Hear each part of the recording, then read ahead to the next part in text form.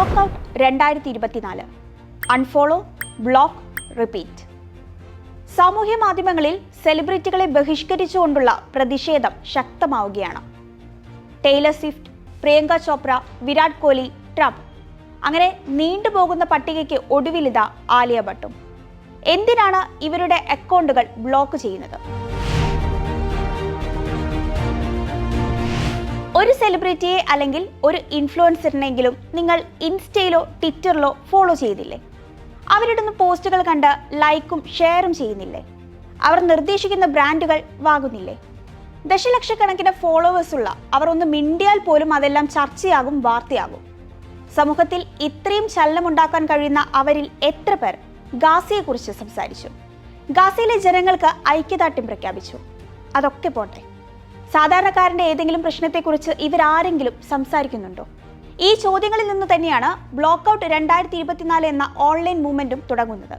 ലോകത്തെ വലിയൊരു ശതമാനം ജനങ്ങളെ സ്വാധീനിക്കാൻ കഴിയുന്ന, മാറ്റം കൊണ്ടുവരാൻ കഴിയുന്ന സെലിബ്രിറ്റികളും ഇൻഫ്ലുവൻസർമാരും സാമൂഹ്യ പ്രതിബദ്ധത കാണിക്കാതിരിക്കുകയും പണമുണ്ടാക്കാനും തങ്ങളുടെ സ്വാർത്ഥ ലാഭത്തിനും വേണ്ടി മാത്രം അവരുടെ പ്ലാറ്റ്ഫോം ഉപയോഗിക്കുകയും ചെയ്യുന്നതിനെതിരെയാണ് ബ്ലോക്ക് ഔട്ട് 2024 എന്ന പ്രതിഷേധം. പലസ്തീനിനെതിരെ ഇസ്രായേൽ കൂട്ടക്കൊല നടത്തുകയാണ്. സെലിബ്രിറ്റികളും ഇൻഫ്ലുവൻസർമാരും ലജ്ജയില്ലാതെ മിണ്ടാതിരിക്കുകയോ കള്ളം പറഞ്ഞ് പ്രചരിപ്പിക്കുകയാണ്. ഈ സെലിബ്രിറ്റികളും ഇൻഫ്ലുവൻസർമാരും കോടികളാണ് നമ്മളിലൂടെ ഉണ്ടാക്കുന്നത്. പോസ്റ്റ്, സ്റ്റോറി, ആഡ് തുടങ്ങിയ അവരുടെ പ്രൊഡക്റ്റുകൾ ഒന്നും നമ്മൾ കണ്ടില്ലെങ്കിൽ അവർക്ക് പണം ലഭിക്കാതെയാവും. നമുക്ക് അവരെയല്ല, അവർക്ക് നമ്മളെയാണ് ആവശ്യം എന്നാണ് എന്തിന് ബ്ലോക്ക് ഔട്ട് 2024 ചെയ്യുന്നുവെന്ന് ബ്ലോക്ക് ഔട്ട് നൗ എന്ന ഇൻസ്റ്റഗ്രാം പേജിൽ പറയുന്നത്. ഇസ്രായേൽ ഗാസ യുദ്ധത്തിന്റെ ഭീകരതയെക്കുറിച്ച് മൗനം പാലിക്കുന്ന സെലിബ്രിറ്റികളെയും ഇൻഫ്ലുവൻസേഴ്സിനെയും ബഹിഷ്കരിക്കുക എന്നതാണ് പ്രതിഷേധത്തിന്റെ രീതി. ഈ സെലിബ്രിറ്റികളെ സാമൂഹ്യ മാധ്യമത്തിൽ റിപ്പോർട്ട് ചെയ്യാനും ബ്ലോക്ക് ചെയ്യാനും മ്യൂട്ട് ചെയ്യാനുമാണ് ഈ ക്യാമ്പയിനിൽ ആവശ്യപ്പെടുന്നത്. ഈ അക്കൗണ്ടുകൾ മെൻഷൻ ചെയ്യരുതെന്നും ടാഗ് ചെയ്യരുതെന്നും നിർദ്ദേശമുണ്ട്. ബ്ലോക്ക് ചെയ്യുന്നതിന് മുമ്പ് ഹറാസ്മെന്റിന് അക്കൗണ്ട് റിപ്പോർട്ട് ചെയ്യണമെന്നും ഇതോടെ അക്കൗണ്ട് തന്നെ സസ്പെൻഡ് ആകുമെന്നും ചിലയിടങ്ങളിൽ പറയുന്നുണ്ട്. സെലിബ്രിറ്റികളുടെയും ഇൻഫ്ലുവൻസേഴ്സിന്റെയും അവരുടെ ബിസിനസിന്റെയും ഇൻസ്റ്റഗ്രാം, ട്വിറ്റർ, ടിക്ടോക്ക് അക്കൗണ്ടുകളെല്ലാം ബ്ലോക്ക് ചെയ്യും. Taylor Swift, Kim Kardashian, Harry Styles, Ariana Grande, Beyonce, Robert Downey Junior, Priyanka Chopra, Nick Jonas, Virat Kohli, Hailey Bieber, Zendaya, Nicole Kidman, Biden, Donald Trump, Elon Musk, Deepika Padukone, BTS തുടങ്ങിയ അക്കൗണ്ടുകൾ ചിലരെങ്കിലും ബ്ലോക്ക് ചെയ്തിട്ടുണ്ട്. McDonald, HP, Starbucks, Disney, Puma തുടങ്ങിയ വൻകിട business കമ്പനികളും block out പട്ടികയിലുണ്ട്. Digital പരസ്യങ്ങളിൽ നിന്നും സാമൂഹ്യ മാധ്യമങ്ങളിലെ ഓവറോൾ പോസ്റ്റ് എൻഗേജ്മെന്റ് വഴിയും സെലിബ്രിറ്റികളും ഇൻഫ്ലുവൻസേഴ്സും നേടുന്ന വരുമാനം കുറയ്ക്കുക എന്നതാണ് പ്രതിഷേധത്തിലൂടെ ലക്ഷ്യം വെക്കുന്നത്. വാർത്താ ഔട്ട്ലെറ്റുകൾ, സെലിബ്രിറ്റികൾ, കലാകാരന്മാർ എന്നിവരുടെ വരുമാനത്തിൽ നമുക്ക് പൂർണ്ണ നിയന്ത്രണമുണ്ട്. അവർ നമ്മുടെ വെറുപ്പിൽ നിന്നും പ്രശംസയിൽ നിന്നും പണം സമ്പാദിക്കും.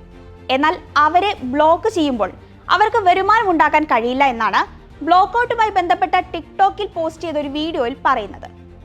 ദശലക്ഷക്കണക്കിന് ഫോളോവേഴ്സ് ഉള്ള സെലിബ്രിറ്റികളെയും ഇൻഫ്ലുവൻസേഴ്സിനെയും അൺഫോളോ ചെയ്യുന്നത് കൊണ്ട് കാര്യമില്ലെന്നും ഇവർ പറയുന്നുണ്ട്.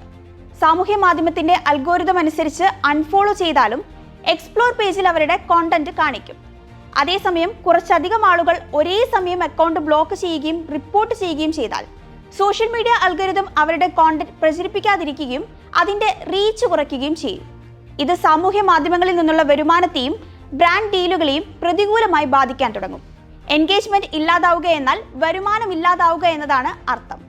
കോടിക്കണക്കിന് രൂപയുടെ നഷ്ടം ഇതുവഴി പ്രമുഖർക്ക് ഉണ്ടാകുമെന്നാണ് നിഗമനം. വലിയ കോർപ്പറേറ്റുകൾക്ക് പണത്തിൽ മാത്രമാണ് കാര്യം.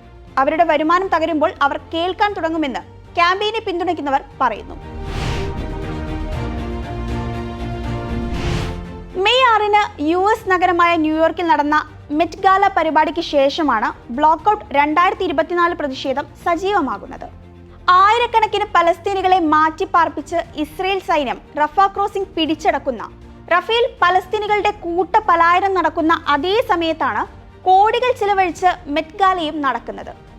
എന്നാൽ 450 പ്രമുഖർ അണിനിരക്കുന്ന പരിപാടിയിൽ ഒരാൾ പോലും ഗാസയെക്കുറിച്ച് മിണ്ടിയില്ല.